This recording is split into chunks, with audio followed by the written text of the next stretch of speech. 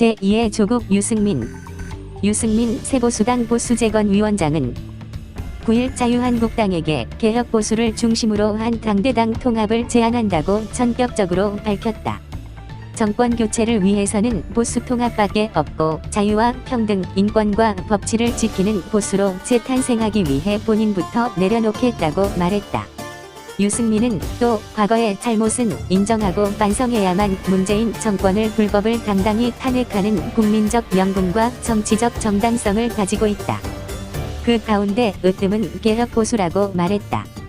불출마 선언을 하면서 자유한국당과의 당대당 신설합당을 제안하고 당대표를 맡지도 않고 공천권과 지분 등을 신당 측에 일임하면서 부탁의 하나로 새보수당의 당직자의 고용 승계를 요구했다.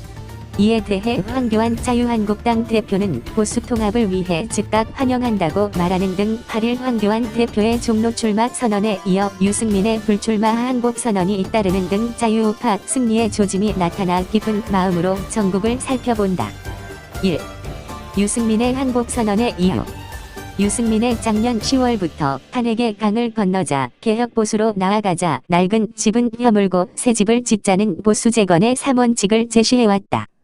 황교안은 김영호 공관위원장 등의 일방적인 선정, 중도좌파 박형준을 끌어들여 자유우파 통합을 위한 통추위 구성 과정에서 광화문 태극기 세력의 무시로 전광훈 목사 광화문 태극기 세력의 결별에 의한 김문수 자유통일당 신당 창당으로 리더십에 타격을 입는 가운데 미뤄왔던 종로 출마 선언이 나오자 유승민은 자유한국당과의 선거연대를 포기하고 자유한국당과의 흡수통합을 인정하는 항복 선언을 한 것으로 보인다.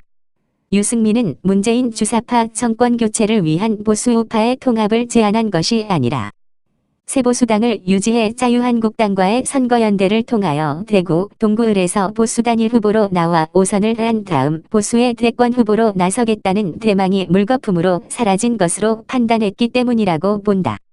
유승민은 새누리당 원내표에 오르고 첫 교섭단체 연설에서 박근혜 정부의 증세 없는 복지는 혁우라는 폭탄선언으로 박근혜 대통령의 압박에 의해 원내대표를 사퇴함으로써 박근혜 정부의 붕괴가 시작되는 단초를 제공했고 본인 자신은 할 말은 하는 정치인으로서의 이미지를 얻게 된 사람이다. 2. 개혁보수라는 용어의 허구성. 유승민은 미국 경제학 박사 출신으로 KD 연구원 출신으로 이회창 한나라당 대표에 의해 한나라당 여의도연구원 소장으로 발탁돼 대구, 동구을에서 사선을 한 중진 의원이다. 유승민 의원은 보수의 중심지인 대구에서 유수호 국회의원인 아버지 밑에서 자라난 보수우파였으나 미국 위스콘신 대학교에 가서 경제학을 공부하다가 자유의 가치보다 평등의 가치에 심취되는 등 좌파 경제학자가 된 것으로 보인다. 이회창에 의해 비례대표로 국회에 입성해 박근혜 대표에 의해 대구 보궐선거에서 당선, 비례를 포함해 사선 의원이 됐고 박근혜 대표 비서실장을 거쳐 최고위원, 집권당 원내대표까지 오른 친박 중의 친박이었다. 그러나 박근혜 대통령 탄핵 사태가 발생하자 김무성과 함께 박근혜 대통령을 배신하고 박지원 등 적과 내통해 새누리당 국회의원 62명을 끌어들여 자기 주군을 탄핵 소추하고 탈당해 신당을 창당해 새로운 길을 모색하다가 문재인 주사파 일당에게 정권을 바친 배신자이다. 개혁보수라는 말은 가짜 용어이다. 원래 보수라는 말 속에는 개혁이 포함된 개념이다.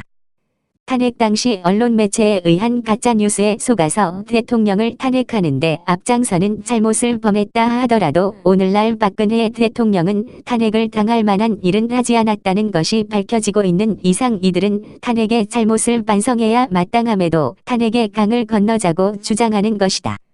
인간은 항상 오류를 범할 수 있다. 특히 정치인은 국민의 삶을 보살펴주는 일을 하는 사람이기 때문에 시대에 따라 오판을 할 가능성이 많은 직업이다. 끝까지 자기 잘못은 인정하지 않고 말장난으로 국민을 속이려는 정치인은 정계에서 떠나는 것이 도리이다. 정계에 있어서 여러 가지 덕목이 있지만 의리를 지키지 않고 자기 사적 이익을 위해 끊임없이 배신 때리는 배신자들은 이번 참에 국민의 이름으로 정계에서 반드시 퇴출시켜야 마땅하다. 불출마하면서 자기를 잊게 한 박근혜 대통령을 3년 동안 차가운 감옥에 갇히게 하고 수많은 자유우파 국민의 가슴에 피멍을 들게 해놓고 반성한다는 한마디 말도 없이 마지막으로 자기를 뽑아준 대구, 동구을 주민들에게 개혁할 것을 요구하는 것은 내로남불, 후한무치의 극치가 아니겠는가.